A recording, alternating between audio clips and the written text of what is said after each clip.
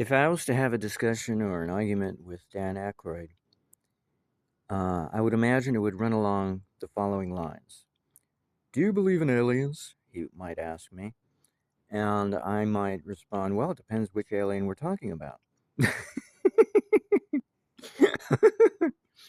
Because each one has a different response.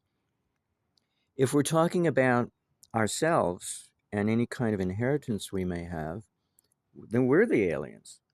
Um, because we're descendants of the emigration or immigration of gray people who left the moon to come to the Earth because the atmosphere of the moon was quickly dissipating. And so they built ships and they came, and probably some got left behind and stayed behind on the far side of the moon.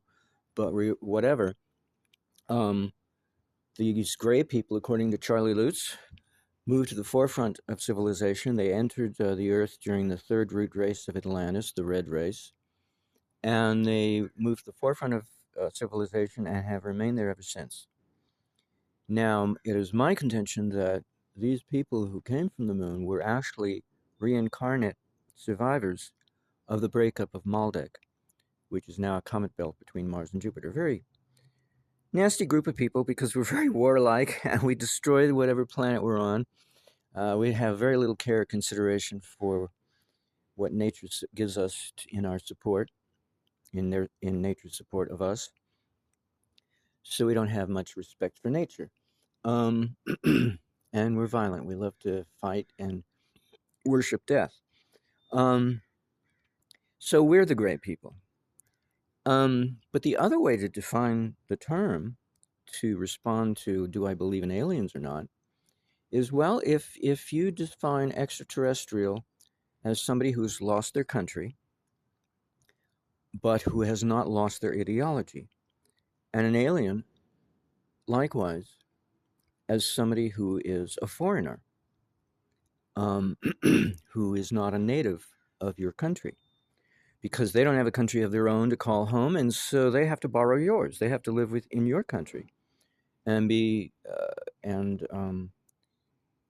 not share in your ideology, maybe, but share in your citizenship for practical purposes.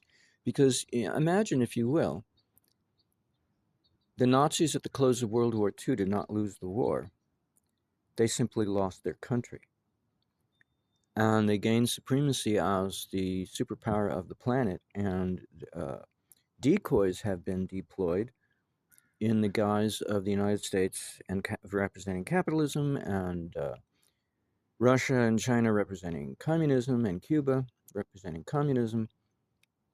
But it's just a decoy, like Spies Like Us that Dan Aykroyd starred in. Um, this so-called Cold War only became a real problem during the Cuban Missile Crisis, and I won't get into that. That's the only time it really was a dangerous Cold War. The rest of the time, it's just decoy. It's just red herring. It's just a distraction to take us away from the real problem. And now terrorism, the 9/11 distraction, very real distraction, but a distraction nonetheless, so that we can think, oh, now the danger is terrorists, but in reality, they never were a danger because there's somebody behind the scenes manipulating everything.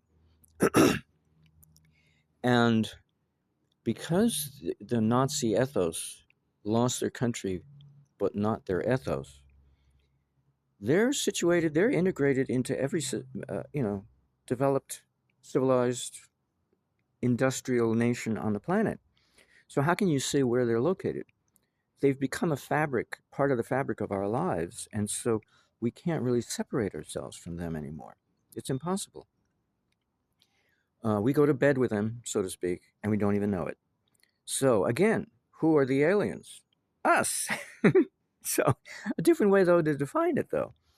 More in recent terms. So you have a recent way of defining who are the aliens, us, versus an ancient genetic tie, which is a different way to define the question of, do you believe in aliens? Depends how you define your term. It depends how you define your term. Um, that's all I know, and so that's all I got to say. that's pertinent and germane to the topic.